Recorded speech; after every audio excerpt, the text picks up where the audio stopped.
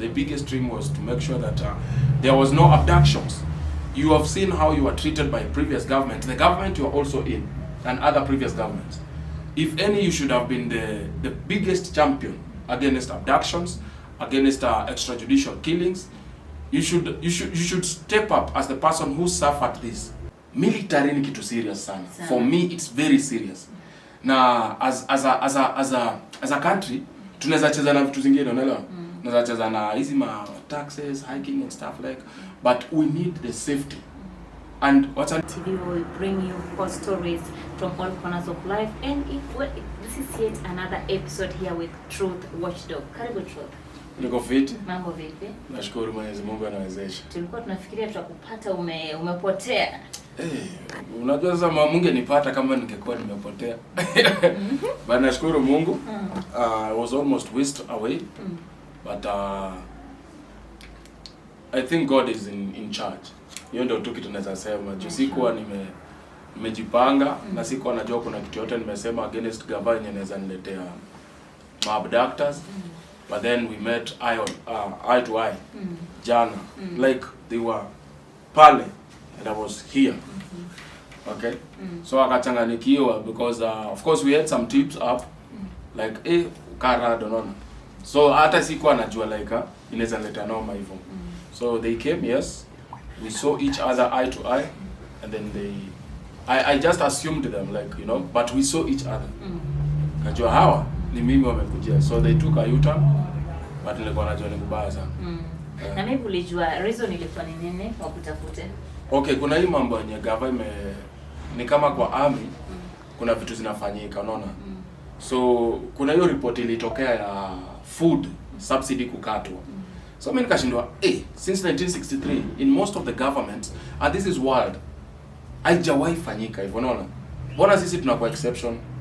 Mbona KDF anakuwa exception?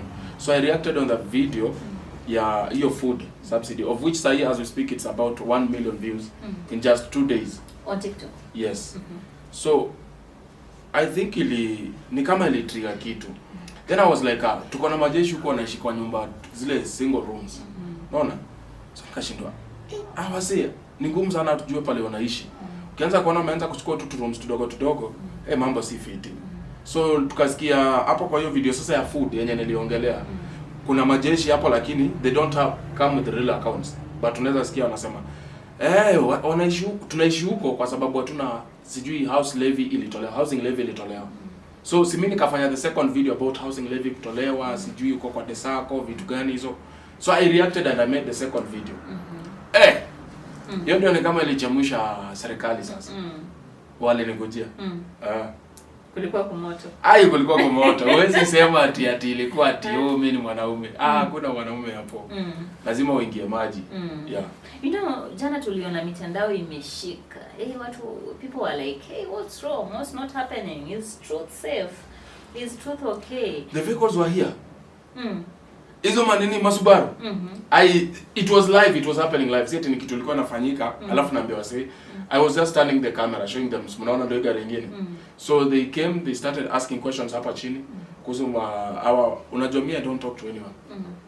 All I do is I pass my greetings kwa wale watu wananijua and I get to work. So hata ukiuliza hapa kwa shop ati mnatafuta Truth Watchdog, they wonder who is that, unaona? Because most of the time I'm not known as Truth Watchdog. Hiyo ni jina natumia kwa mitandao tu. So hiyo kitu ilileta noma. Imebidi hata nikichukua simu yangu utaangalia nimeziweka private. Because videos zilikuwa zinaenda kuenda and that's it nilisema vibaya. Me I was just reacting according to the response I'm getting from the crowd, you know. But it didn't wrap well with the government. And do you think you did the right thing? Mimi ni kioo cha jamii. Unaona? Mimi ni kioo cha jamii. Kwa hiyo watu wakati kitu kinafanyika, Citizen imezungumzia. Mbona hamjashika Citizen? Ama au nini wanaitwa news anchor wa Citizen? Because sisi learn from the media and then we reacted from the information that came from these local medias. It's not like tulikuja tuka-expose. No, it's already out.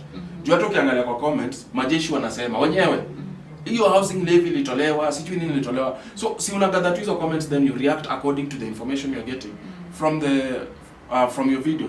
ukifanya video there is that what we call feedback. Unaona? So feedback ya video ni kama a movie. Inaweza kukwambia watu wana yearn for this information, they need part 2 of it. Unaelewa? So utafanya part 2 of it kwa sababu it's so much interesting, it's catchy, you're getting the viewership, so you will do part 2. Si ati kuna nini. No, it's just reacting. So ikakuwa ni kama mimi sasa nakuwa singled out because you've seen very many people being abducted, right? And I have been speaking against the evils. Of course, me, I don't disrespect the government. You will not see me making the president in caskets or some sorts of things. But there are things that I will disagree respectfully. So even this, I was just giving my points of view respectfully. Because for sure, military ni kitu serious sana. For me, it's very serious. Na as a country, tunaweza cheza na vitu zingine, unaelewa? Tunaweza cheza na hizi ma taxes, hiking and stuff like. But we need the safety. And many countries, almost all, if not a few or one, many countries like Mauritius, countries zote ziko na military na kuna reason. Hatuna very good relationship na Uganda. You notice? Hatuna very good relationship na TZ. There is a lot of pretense between the leaders and a lot of pretense between the citizens. Unaona? Si eti tu ukishia TZ unakuwa treated differently. Unaelewa? Watizi wakikuja hapa wanakuwa treated differently. Sometimes umeona hata kwa wasanii ina happen alafu inakuwa cool. So that means that we are living in pretense. Yeah, by the way, we saw the other day when Diamond was in Kenya. Exactly. So we are living in pretense, which means kakitu kakatrigger tu hivi. Either Kenya will be under siege, or TZ will be under siege, or Uganda will be under siege, Rwanda, Burundi, and so on. You get? So this hypocrisy that is there, that has not been addressed, if we don't talk about them, then we are in big trouble. Yeah. Na truth nikuulize, wewe ulijuaje wamekukujia? Kwani walikuja hadi kwako ama? Now this is what happened. Okay, me I have spendi kusema kitu kwa media, lakini silali pale pamoja siku mbili. Okay? So pale nilikuwa natoka, I think ni Safaricom walinipeana, I think. Okay. Kuna get? Because the only internet I was using was Safaricom, and that is the only line I had. And then pale tumekutana hivi, imagine Subaru. Tunajua Subaru inafanya nini? There were 4 people, but I could see 3. Could see the driver. Na kioo ilikuwa tinted. I could see the driver, I could see the co-driver, mtu amesit next to the driver, and then the person from this side. Wote walitoka nje na sura zingine strange. Wote wanaangalia mtu mmoja. Mpaka maboys wangu wa ndudhi hapo kakarada. Ulikuwa tu unatembea? Yes, nilikuwa kwa road. Okay. So uzuri nilikuwa within the area ya maboys wangu. So maboys wa ndudhi wale wote wenye wako pale. Unasemanga kwa mfuko yako. So wote wako pale hivyo na mimi unajua mimi kitu udu tuko na kitu inaitwa nyumba 10 huko, but ni more than nyumba 10. Ni ubeshte, tukisikia hapa hivi mseni msika na tunajua ile familia fanya iko. You don't wait. Wote tuna contribute. Mtu andudhi ameanguka na pikipiki, we contribute. So tunawaka kama community na tumeset manini na CCTV all over. So wakati mimi notice hivi, me I just made that group call. Kaambiwa seni aje, watu wako on me. And then I sent the picture chini ya maji. So wasaka niambia hata tulikuwa tushajua bro. Tulikuwa tushajua. Tuko na ngoja tu. Nikasema so they knew. Yes. Mimi nilikuwa nimeingiza maji mbaya ni aje. Imagine watu wanatoka wanakuangalia hivi. Ikabidi achukue kona hapo haraka. Akasimama wananiangalia. Mimi nikaona hapana, sitaenda haraka. Wacha kwanza ni confirm nijue nimewaona. Unaona? Lakini ilikuwa tensed sana, ilikuwa tensed mbaya. So I tried to reach out to people and told them, hey yo, huko kuna nuka shonde na hicho si yangu. Yeah. And maybe what makes you think, or what do you think made the DCI officers go away? Wakaacha kukushika kama walikuwa wamekuja. Ile rende ilikuwa pale asingeenda. Okay. Ile rende nayo asingeenda. Wendani ni ngumu kidogo. Lakini si eti hawana uwezo. You know they know where I am. If they want to get me, they'll just get me anyway. And I don't think it's DCI, it's abductors. Wacha nikwambie, unajua hii media, especially when you do exposes, kuna watu na expose, yes wana do evil, but wako na kapesa. So wanakimbia pale DCI, wanaenda na report kesi, defamation, cyberbullying and sijui cyber security, hizo vitu unaandikiwa. So huo DCI wanakukall. By the way, that's what they do. Any police, they'll call you and tell you, hey, niaje, brother, kuna mtu amekuja amecomplain kuhusu 1 2 3, you need to come and explain yourself. So wewe pia unaenda unaandikisha statement yako. Then investigations zinaanza. Haikuangi tu umeshtaki mse, alafu mapolisi wanasema ni hivyo. They always hear from both sides before investigations start into that specific matter. So nashindwa, they have my number is always on my videos. They have not called me. Subaru imenikujia, nikubaya bro. Hapa hapana. Mimi hata nimenua mkono nikaambia hautawahi nisikia mambo ya serikali. Hata naomba Ruto anipatie kazi. So in short unasafisha jina. Nasafisha jina bwana. Wewe. Mimi naona watu wadogo alafu mimi mtu nimezaza na wanawake wengi. Ya unachoma. Mtoto tu wako baba kwa wapi? They need father figure. Truth. Unajua kuabductiwa, it's not an easy thing. Si kitu ya kujoke with. I've been abducted before. I've been tortured before. Yes, in my life. So after notice kwamba DCI wamekuja kuabduct, haukuogopa kwenda social media telling people you see bado wanakuona. You don't watch me. You don't watch me. Wewe unaanza kosa kutenzo kosa kupose uko na kichwa mzuri. Yeah, after talking to people, you always need to go to media and tell people. The video is right now at 51,000. I told people Subaru boys have come and missed. Not today, brothers. You understand? Yeah, so I had to come on media and tell the people, should I disappear? Sijatoka media. Unajua sasa zingine mtu you take a break off. Sijachukua break. Mimi niko, I'm doing my content. But mjue hapa sasa nimeenda kufinywa kidogo. Nikirudi sawa, nikikosa pia ni sawa. But mjue these are the persons. So that's why I shared the videos with the persons I believe. If anything happens, mtasikia to pop everywhere. Yeah. And I think this is the right time, since we have several medias here. Now you can ambia watu your point ambayo ulikuwa unataka watu wajue, wa Kenya wajue. My point is, especially it was for the government. Like, you cannot do that. You withdraw subsidy of food, your military. It's your right. That was the simplest point. But kuweka hiyo video out, it's like there is a lot that is going on in the military, yenye sisi hatujui, and it is not good, by the way. Nalewa? Because there were a lot of reactions pale. Both negative, okay, according to the comments, kuna mtu anakuja anakuambia uko na propaganda nyingi wewe. Tutakufira tukaa hizo unaona, lakini unaona masoldiers wenyewe wanajibizana hapo. Wewe wacha ujinga wewe, kama hujakatwa do ujasikia inakuwa applied July, ujasikia. So even the dates, so tukashindwa hata housing levy tulitolewa sijui nini wanatuforce tuingie kwa masako. All of that is comments, you know, feedback ya video. So it's just reacting on the information that is out there already. So we don't know what really is happening in the military because wanakuwaga solo. We don't know about anything. But when they come out, they start speaking this way, then inakuwa ni kama hint, ni kama clue. Unaelewa? Kuna vitu mbaya sana zina happen huko. Na ni comment section tu utaona. And the other day I was complaining, why do you have the military personnel on media? Why do you have police officers on media? And it seemed like I am a backward guy. Right? Now, Gavaina ko exposed. Not the same people. You get it? In the government. Because me, if I was in charge of security, I wouldn't want my police officers, I wouldn't want my KDF officers on media. It's a no-go zone. Why? Reason number one, security. You know, sometimes mtu jisahau. And KDF, police, sio any, see it ni more than human beings. Sisi wote ujisahau. And we might just post a very simple picture. A picture that can be used to locate a certain camp. And we will lose our officers.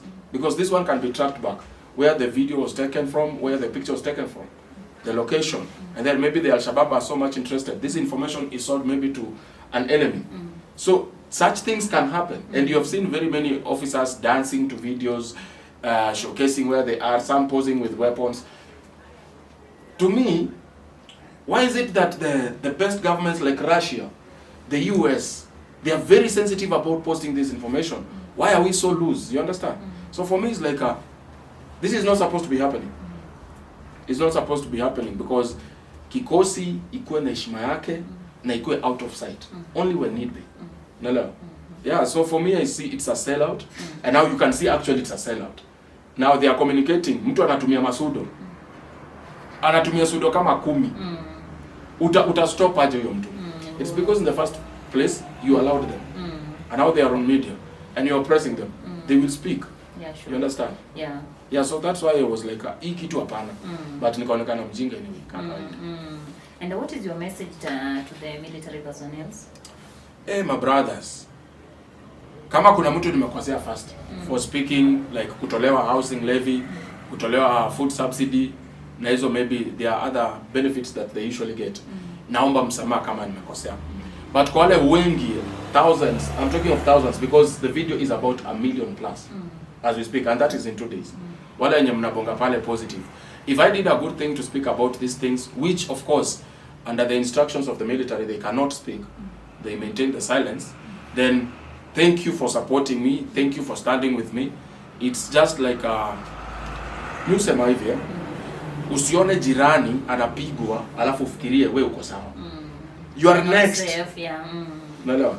So naongelea tu on behalf of the many militaries who might not be able to speak, personnel who might not be able to come to speak out. I do not intend anything bad. It's just like somebody must speak out on negativity that goes on. Just like kuna mtu niko sure ana support gava mbaya.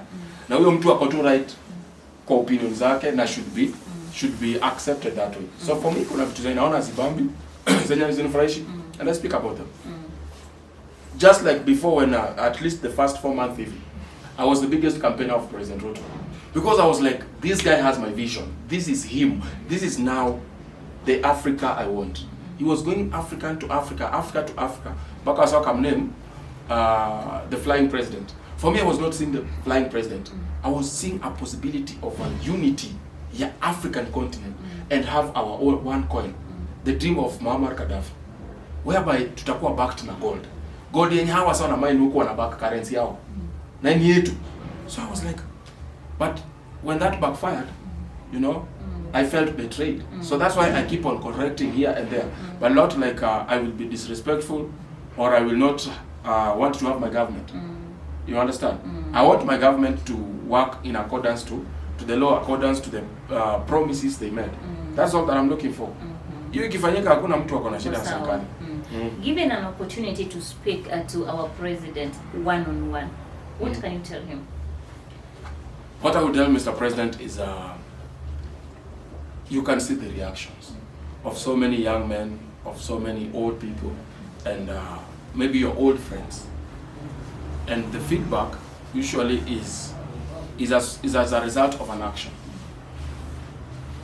I would like to be on your advising team because we have to see the reality and act in reality.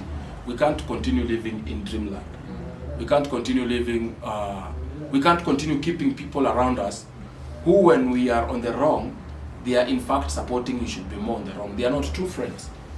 True friends are those who will tell you, President, yeah, you are a little bit sliding. You promised to stick on this. Can we do this? You know. So he should actually reflect himself. Like the dream he had. Where is the dream you had for Kenya and for Africa? The biggest dream you had was to unite all of us. The biggest dream was to make sure that there was no abductions. You have seen how you were treated by previous government, the government you are also in, and other previous governments. If any, you should have been the biggest champion against abductions, against extrajudicial killings. You should step up as the person who suffered this and fight for, be the champion, be the victor of all this. That is what I can tell the president. Truth, you've just said that unasafisha jina. And yet, the way we know you, wewe ni kioo cha jamii. Na pia umetuambia 2027 yes, uko ndani unataka kusimama kiti kipi? MP. Nataka kusimama MP Ruiru. Reason being, how will people trust you? How will people watu trust wanataka kuwapiganie. Yes. Watu wanataka niwapiganie kwa kweli. Na ningependa sana niwapiganie pakubwa. Lakini historia ya military, wacha tuacha. Military wako na uwezo kunishinda. Tuambiane ukweli, sio? Tuambiane tu ukweli. Hao wakitaka ku-act, they have their generals, they have their CDF, they will talk to the president directly. Yeah, sure. So kuna vitu vingine unajiambia, bro, wacha, unaelewa? Kielele takuwa. So it's not like I don't want to continue this way, but I'm thinking of this. The military can stand for itself, if need be. Sina kweli? If they are okay with the decisions of the president, who am I to disagree? You understand? Am I in the service? No. I'm just a normal citizen who thinks differently according to how things are done. And that is not a problem for me to speak about it. But I don't think I should also continue pushing with the government. Unajua kuna kitu kingine unaambiwa na si ujinga. Mwenye nguvu mpishe. Kwa hiyo sasa mimi, imagine me standing against Subaru boys wanane. Wako na bunduki, wako na pingu, wako na batons. Mimi niko na mikono. Haya, hao ni wanane tu wenye kunichukua. Alafu niende nipelekwe chemba. By the time they are done with one part of my scrotum, unaelewa? So kuna vita ingine naogopa. But why am I stepping up as an MP? Is because my leaders wetu hii area, I have been here for 15 years. Ni waongo. They are total liars. They always take all the tenders from the government, and these young men and other upcoming businesses, they never access these tenders. There are no loans. There are no schools. Nakwambia shule zingine ukienda huko hivi. Hata kuna shule za gava kama hapa kuna Uhuru Kenyatta School. Ukienda hizo shule, the buildings are beautiful. But now inside, mambo ni ajabu. Kuna shule mingi hapa hivi, they are not accessing these government grants. It's because somebody has to travel with a 20 million car. Why do you need 20 million car? You're moving from point A to point B. You need a 20 million car. Not your salary. The people of Ruiru's salary. For me niko na moto yangu. Moto yangu ni simple sana kwa watu wa Ruiru. Na naomba kura zenyu tafadhali kwa unyenyekevu. Ishi na watu wako. Live with your people. That is my motto. The achievement I want to make is, can we have an MP who doesn't need 20 security personnel, who doesn't need an escort of 5-10 vehicles, can just move with one vehicle, ama hata kwa nduthi, na move from house to house. Tukikosa maji sisi wote tumekosa maji. Sio MP anaishi Modhaiga, anaishi Lavington.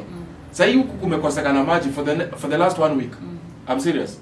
Tunanunua maji sijui hata zinatoka wapi. What is the problem? Maji likatwa pale, ijafixiwa the whole week. Pale Kenyatta. You get? Stima ilipotea 24 hours. So I'm like, where are our leaders? Our leaders are nowhere to be found. Juzi wametuletea hapa, imagine kuna hii lines, kuna stima imeconnectiwa. Ati wanatuletea lights za solar. Sasa hiyo ni ati 700 million has been used. Na unajua wameka poles ngapi? Wameka poles kama 15. 700 million for 15 poles. Why do we need solar light when we have already electricity na iko hapa inawaka? Seti zimezima by the way, zinawaka. So I'm like, ati hii solar itawaka mchana na usiku. Sasa mchana, do I need that light? Do you even reason, do you think? Unaona? So hiyo mchezo inafaa kuisha. Hiyo pesa yenye mmewaste ati sijui 700 million on 15 poles ya solar panels, solar lights. Mbona tusiweke kwa mashule? Mbona tusifungue a very serious cyber ya kufunza watoto skills? Or even hospitals. Or hospitals. Yeah. Enda pale hivyo Ruiru. Ukitoka tu hapa kuna hospital inaitwa Plainsview, private. Very nice hospital. Pita hiyo enda pale Ruiru Hospital. 3 women, 1 bed na wanazaa. Na usafi zero.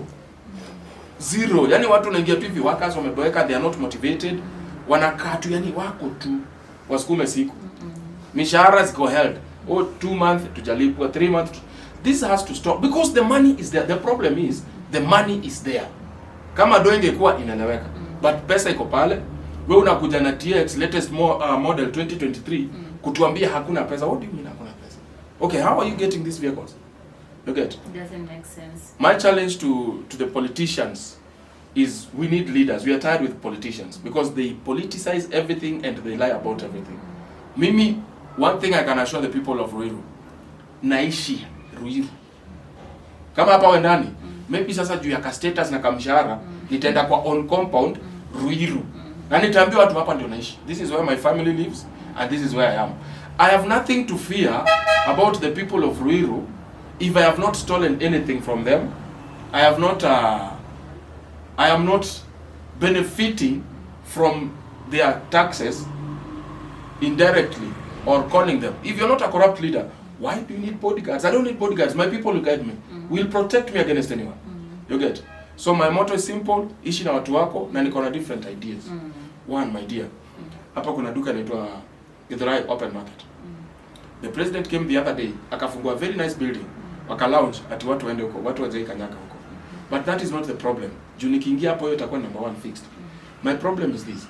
Chakula inatoka Embu. You know that's another county. Chakula inatoka Meru, another county. Zinatoka hiyo county yote ati nyanya zinaletwa kuuzwa hapa. While we have a lots of land yenye imeibu hapo imenyakuliwa na watu. Hizi land tukichukua mayut, hiyo mnasema employment. Tuweke hizi shamba. Una lease for 6 months. 6 months unaweza panda twice. Panda nyanya. Tuambie hii hawa say nyinyi si mnaleta lori 10. Please. Kwa hizo lori 10 hatutaki muuze. Uzeeni hizo lori 6 kwenyu, mtuletee lori 4. For now tuko na deficit ya lori 6. Wacha vijana wauze nyanya hapa. Makes sense. Wacha wauze makabeji hapa. Kuna mashamba huku. Pale ukienda pale kwa military, kuna raw sewage running. Hiyo raw sewage ikiwa treated, hiyo maji inaweza tumika for farming. Hizo mashamba wacha tutupe hawa vijana hapo. Wacha tutupe kina mama hapo. Let us digitize. Unaona kama mama mboga, for instance. I have these ideas that mama mboga doesn't need to have a kakibanda somewhere kuchafua area. Mama mboga anaweza uza mboga kutoka kwa shamba na kwa nyumba. You just need to set up a platform. So watu kama vijana huko KU iko hapa. Watu wengi sana wana consume food hapa ni vijana wa KU. Kuna zite kuna ishi huko. So mama mboga akiwa digitized. You just get like to the way we go to Jumia. Mama mboga kwa hapa. Una order mboga zako zinaletwa. So yeye anakata tu they are ready, ni gunia imejaa. Analeta mboga. Yeah. We can digitize this. We have steamer, we have spaces, we have hata an empty hole hapa chini. Hapa ndani kuna hole. Haitumikangi. Ilijengwa ikae. We need to change that, unaelewa? So I think I have different way to approach towards unemployment in Kenya. And I also have a different approach that I want to use, especially food. Watu hizi kosa kudishi. So inamaanisha employment ni full time. Si ndio? So hiyo ndio maono yangu. Na pia nimeona bad leadership yenye haifanyi kitu. They only come to campaign and give stipends. So mimi ndaambia watu wa Ruiru, hiyo pesa chukueni. Juu mimi sina ndio kuwapea. Lakini ama politician chukueni alafu mpigie kura. Tafadhali. Ni pesa yenu mnarudishiwa ndogo ndogo kimadharau. It is their money. Hao watu ni wachoyo, waezi toa yao. And the truth, as we wrap up this interview, what is your message to the abductors when walikuwa wamekukujia jana? Ni jana majuzi? Jana. Jana. Ndugu zangu, hata kama mngekuwa mnishike ni makofi tu msinifinya huko chini. Na kama ni kuniua, mimi naomba. Kifo yangu isikuwe ya kisu, ikuwe ni risasi. Tafadhali, kwa kichwa na kwa roho nikufe haraka, niende niongee na shetani ama Mungu. Kwa sababu mimi sitaki na kitu kingine request nisifiriwe. Usifanye nini? Nisifiriwe. Hiyo ndio kitu yenye naweza kufa kama nimekasirika sana. Alafu mkinikujia kwa nyumba mniite, nitatoka kwa sababu watoto wangu wanajuanga budeto ni mnoma. Naendaga gym na wao, by the way we do exercise together. So wanajuanga mimi ni mnoma. Wale wanajulikana? I have to. Okay. Wale wanajulikana. Biologically. Okay. Wale wanajulikana. Wale wajulikani wacha tuache huko pale wako tu. So watoto wangu wanajuanga baba wao ni mnoma sana. So mkinigongea tu mlango, mseme kijana tumekaa, mimi nitatoka. Sitapingana na nyinyi, nikifika kwa gari ndio napiga nduru, lakini nitaomba tusonge mbele ndio nipige nduru. Watu wasijue baba yao alipiga nduru. Lakini umesema umesafisha jina. Naomba msamaha. Mambo ya military mimi hata nikipatiwa pesa. And I'm sure they will watch this video. Yes. Hata nikipatiwa pesa hivi, military inaweza jisimamia, inaweza jisimamia. Mimi wacha niendelee kupigana na kina Kenyan Prince, hours kama dogo madola mapesa, Chief Bernard, how to deal na wao. But for the time being, not even for the time being, until I am the president, maybe then I can make those military changes, make sure the military has everything that it needs to have, improve. Tunatumia jet zinaitwa F5 ni tu jet tu kitambo, tu vitu tuko rusted, hizo zinafaa zitumike kama scrap metal. So nikiingia, there is changes that nitafanya military, ni make sure military wako sawa. Polisi nitaleta sentence mpya ya polisi. Ukipatikana a corrupt police utauawa. Lakini mshahara yako the least unaweza pata ukitoka recruitment 70,000. Unaelewa? Na hakuna kuishi kwa nyumba ya kiota, nyumba ya round, ni kama unaishi kwa tin. Ni kama wewe ni njugu, unakuwa unakaushwa. No, hakuna kuishi kwa nyumba ya round. Every police, nasema police post, not even police station. Every police post utakuwa kama one individual officer atakuwa anaishi kwa bed sitter. Hello? Bed sitter iko na kila kitu yake. Unakuja unapata kitanda na nini, so that whenever kuna hiyo shift ya polisi atoke hapa apelekwe Sugoi, bado anapata the same standard. Hiyo itakuwa hiyo pesa iko. Pesa hakuna, pesa iko. So I will make those changes should I ever get to that place. For now I just want to be an MP to change the bad behavior of MPs. Wana missing hizo sessions zote za MP za parliament unless ni mshahara ama president amedemand watoke. We don't have to be like that. Because you are representing your people. So mimi kama siyuko kwa parliament, niko kwa watu wangu. Kama siyuko hapa, either nimeenda kuona mzazi na nimerudi. Na mtaniona ati yo sijui unaishi Lavington, sijui you are flying to Dubai, the next minute flying to India. Hapana, huku ndani nakwambia kuna places beautiful sana. A lot of them. So I have to visit those areas as an MP and try to see how we can, everything we can leverage and make, economy out of it. I believe the point is home. Truth, where can people find you on social media? Okay, for that reason of the abductions, tumeangusha the Truth Watchdog. I remember Truth Watchdog because of the person. Because of the abduction.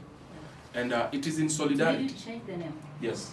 No, I have not changed the name. Actually, I deleted the channel with 2,000 subscribers. I have started a fresh channel called Masked KE. Why Masked KE? I'm doing my content with masks on. Reason being, I'm trying to, you call it activism.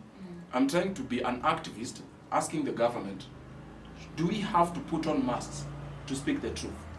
And also the same mask is asking the government, why are you masking the truth? Let the truth be truth. So it's unfortunate that people are being abducted. So I've decided nitaanza in solidarity. All of those who believe we have to be in solidarity with Kenyans being abducted, death, extrajudicial killings that are happening. These are, kama sasa hivi vitu zinahappen kwa military, we don't know about other infrastructures za gava kama tuseme mashule, we don't know. And I know they will come up and start going for strikes. So anyone who feels we need to step up and be an activist as the voice of these people, then you can subscribe to my channel. Inaitwa Masked ni kuva mask. Masked KE. So ukiandika tu mask ED ni Masked. So you just created the channel yesterday? Yes, I created the channel 3 days ago. To go at 190 subscribers. How did you know this will happen? How did I know? I'm on create to. No, ilikuwa tu channel before, okay. But I was not using it. It was 0 channel. Okay. Nile tu natumia kuangalia nani ananitosi, unaingia unaangalia. So since nime delete the main one, this Masked KE has become the real channel. Okay. Then before I finish, the other intention is unaona kama military sasa. These guys cannot speak. So tunawapatia platform. Ukikuja hapo na kwa masked. No one will ever know you the one who spoke and where you got your information. That is none of our business. So you come, you're masked, you speak the truth, we share with the people. The same applies to ladies. Tuko na mabuibui zile za maninja za madem. Unakuja wewe unaongea ukweli wako. Kuna mtu amekuumiza pale nje, utaki sauti yako ijulikane na nani, we play with the sound and then we. But you are still telling them. Yeah, I'm telling them the truth, but mimi labda mniue. But I can never say who was here. Because whoever chose to come here, amekosoa maybe na, unajua kila kitu sio serikali. Amekosoa na mwenzake, amekosoa na organization fulani, amekosoa na boss wake. Give them a platform.